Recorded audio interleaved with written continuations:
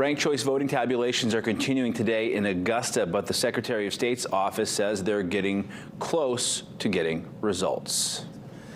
The process began last Friday for 3 major races, both the Democratic and Republican races for governor and the Democratic race in CD2. The Secretary of State's office says the results could be revealed tomorrow.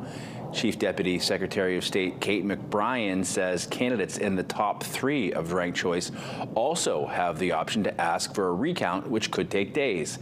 When results come in, here's what will happen. When we actually have the results, all you're going to see is Julie Flynn, Deputy Secretary for Elections, announcing the results and one of us writing it on a whiteboard. We tried the TV in 24 and found there was so much reflection, nobody could really see it well.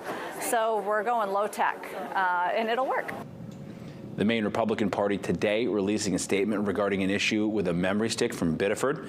They discussed issues with the ranked choice voting system as a whole, saying it fails Maine voters, pointing the blame at Secretary of State Shenna Bellows. The Secretary of State's office says there have been no major issues, calling some of the problems routine in ranked choice. They say the Biddeford thumb drive that was sent had local results instead of state results.